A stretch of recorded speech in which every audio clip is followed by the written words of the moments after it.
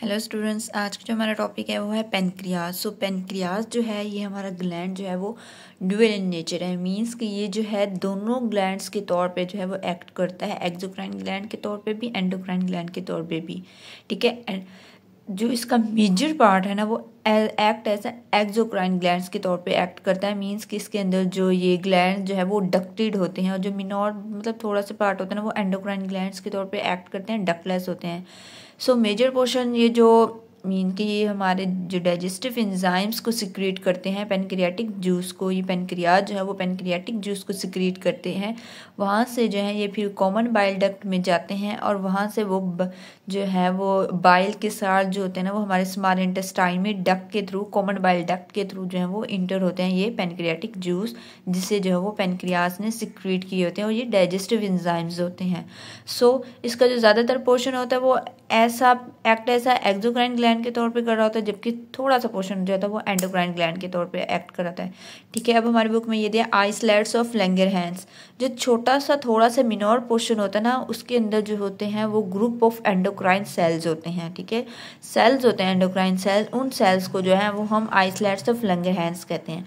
अब वो जो सेल्स होते हैं वो 2 टाइप्स के होते हैं, अल्फा सेल्स होते हैं और बीटा सेल्स होते हैं। जो अल्फा सेल्स होते हैं ना वो ग्लूकागोन हार्मोन सिक्रीट्स करते हैं। ठीक है, और जो बीटा सेल्स होते हैं वो इंसुलिन हार्मोन सिक्रीट्स करते हैं। ठीक है, आइसलेट ऑफ लैंगरहैंस में जो सेल्स होते हैं वो 2 टाइप्स के होते हैं। अल्फा सेल्स जो है वो और हार्मोन सिक्रीट कर रहा होता है और बीटा सेल जो है वो और हार्मोन सिक्रीट कर रहा है। दोनों जो है वो अलग अलग जो है वो हार्मोन सिक्रीट कर रहे थे। हम इसका फंक्शन देखते हैं इन दोनों हार्मोन्स का।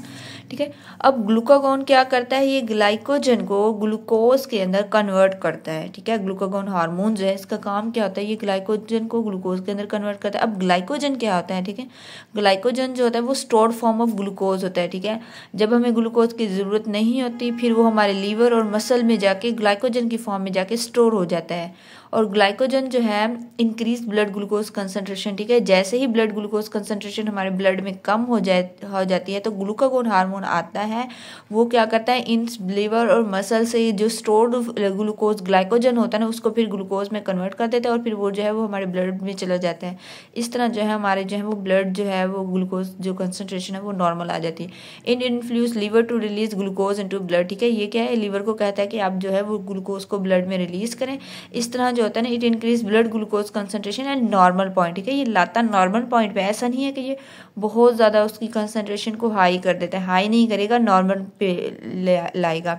जबकि इंसुलिन क्या करता है, कन्वर्ट करता है ग्लूकोज को ग्लाइकोजन में। ठीक है, इंसुलिन का इससे ऑपोजिट काम होता है। अगर हमारे ब्लड में जो है वो ग्लूकोज कंसंट्रेशन जो है वो डिक्रीज हो जाए, ठीक है, इंसुलिन क्या करता है फिर जो ग्लूकोज जो है उसको जो है वो ग्लाइकोजन में कन्वर्ट करता है। Insulin decrease blood glucose concentration. अगर हमारे ब्लड में जो है वो ग्लूकोज की कंसंट्रेशन बहुत ज़्यादा हाई हो जाए, नॉर्मल से काफ़ी ज़्यादा हाई हो जाए, वो हमारी बॉडी के लिए डेंजरस हो, तो फिर इंसुलिन हार्मोन आता है। फिर वो जो हमारे ब्लड में ग्लूकोज होता है उसे दोबारा से ग्लाइकोजन में कन्वर्ट करता है और फिर जो है वो लीवर को कहता है कि आप जो है वो ब्लड से जो एक्सेस ग्लूकोज होता है वो आप ले लें।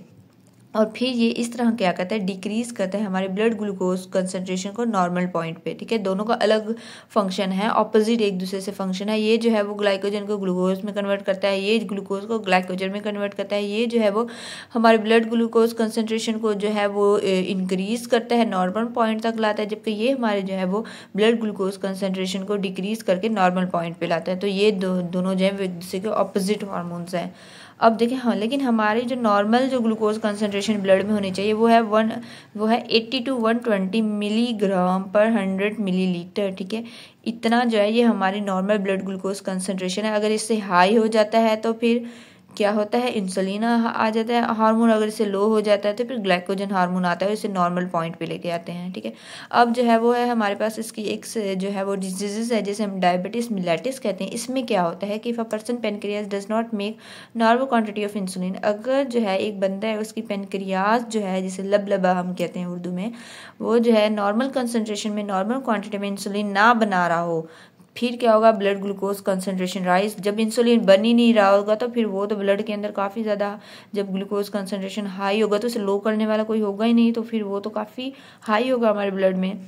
इस वजह तब हम कहेंगे we say that person has diabetes mellitus, हम कहेंगे इस बंदे को जो है वो डायबिटीज़ मिलेटस है, क्योंकि इसके अंदर जो है वो पेनक्रियाज जो है वो इंसुलिन नहीं बना रही। ठीक है, स्टार्ट में तो बना रहे होंगे ना, स्टार्ट में बना रहे होंगे।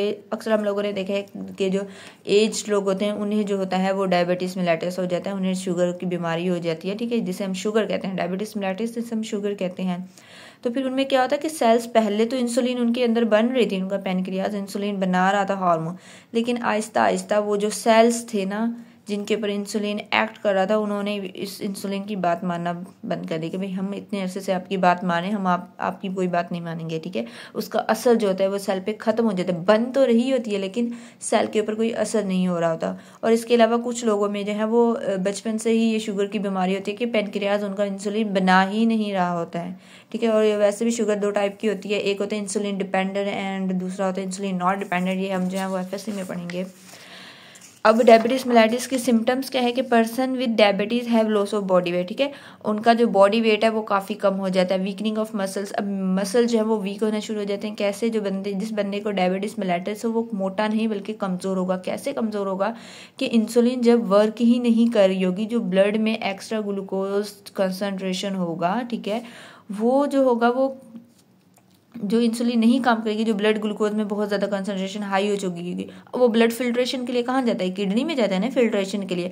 किडनी सारे ग्लूकोज को फिल्टर करके ना यूरिन के फॉर्म में हमारी बॉडी से एक्सक्रीट कर लेगी। अब वो ग्लूकोज जो है वो हमारी बॉडी में स्टोर ही नहीं हो रहा, बेचारे मसल्स के पास जा ही नहीं रहा। ठीक है, जब ग्लूकोज मसल्स के पास जाएगा नहीं तो मसल्स वीक होंगे, उनको एनर्जी नहीं मिल रही होगी। ठीक है, उनकी स्ट्रेंथ कमज़ोर हो जाएगी, उनको एनर्जी मिल ही नहीं रही होगी। तो इस तरह जो है वो हमारे muscles weakening of muscles start हो जाए। इस तरह हमारी बॉडी का वेट भी जो है वो कम हो जाता है।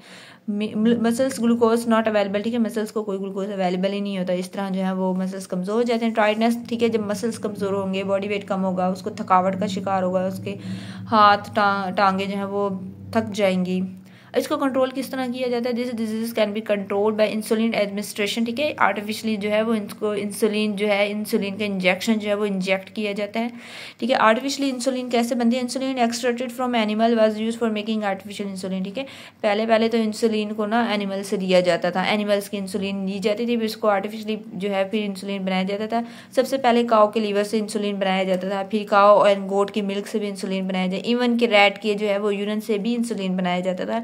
लेकिन अब ऐसा नहीं होगा, अब जो है वो इंसानी इंसुलिन जो है वो बैक्टीरिया के ज़रिए जो है वो जेनेटिक इंजीनियरिंग टेक्निक के ज़रिए जो है वो बनाई जाती है। माइक्रो ऑर्गेनिजम्स को इस्तेमाल, बैक्टीरिया मीन माइक्रो ऑर्गेनिज्म, इनको इस्तेमाल करके जो है वो ह्यूमन इंसुलिन बनाई जाती है। एंड इस तरह जो ये हमारी आर्टिफिशियल इंसुलिन जो है वो प्रिपेयर की जाती है इस डायबिटीज़ मिलेटस डिजीज़ के खिलाफ। ब्लड ग्लूकोज कंसनट्रेशन BGC, ये एक टेस्ट होता है जिसे जो है हम जो है इसे मैयर करते हैं। The amount of glucose in blood concentration is measure by this test. इस टेस्ट से जो है हमारे ब्लड में कितनी ग्लूकोज की अमाउंट है इसको मैयर किया जाता है। ठीक है, it is use to diagnose diabetes, इससे जो है वो डायबिटीज़ का भी पता चलता है। ठीक है, सबसे 3 तरह से जो है हम जो है वो ब्लड ग्लूकोज का जो है वो टेस्ट लेते हैं, इनकी कंसनट्रेशन का। The fast rate collected after 8 to 10 hour of fast. ठीक है, 8 से 10 घंटे पहले का आपने खाया हुआ हो, उसके बाद कुछ ना खाया हुआ है, तब ये जो है वो टेस्ट चेक किया जाता है। उसके बाद रैंडमली एज है, ठीक है, कुछ कभी भी एनी टाइम किसी भी टाइम आपका चेक किया जा सकता है, या फिर आफ्टर मील खाना खाने के बाद भी चेक किया जाता है। ठीक है, अब यहाँ पे बताया कि अगर आपको खाना खाए हुए 8 से 10 घंटे हो गए हैं, 8 से 10 घंटे हो गए हैं, उसके बाद ब्लड ग्लूकोज का जो है वो टेस्ट किया जाता है। उसमें अगर उसकी कंसनट्रेशन 70 to 90 मिलीग्राम पर 100 मिलीलीटर आई है तो मीन्स कि आप नॉर्मल, आपको कोई डायबिटीज़ नहीं है। फ्रॉम 100 to 120 मिलीग्राम पर 100 मिलीलीटर आया तो इसका मतलब प्री डायबिटिक आपको आगे डायबिटीज़ हो सकती है। अगर 126 मिलीग्राम पर 100 मिलीलीटर से अबव है, ठीक है, 100 मिलीलीटर ब्लड में इतनी शुगर की कंसंट्रेशन है तो इसका मतलब आप जो है वो डायबिटीज़ के पेशेंट हैं।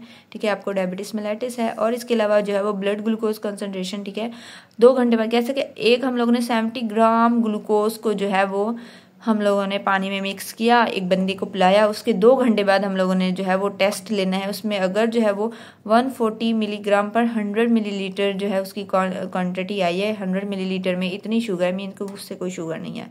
अगर 140 से जो है वो अबव है, 140 to 200 मिलीलीटर है तो वो प्री डायबिटिक है, उसे डायबिटीज़ हो सकती है। और उसके बाद 200 मिलीलीटर से भी ऊपर है तो फिर के वो जो है वो डायबिटीज़ पेशेंट, उसे डायबिटीज़ है। तो ये हमारा कुछ टेबल्स हैं सो ये हमारा आज का टॉपिक था पेनक्रियाज का। आई होप कि आप लोगों को समझ आ चुकी होगी।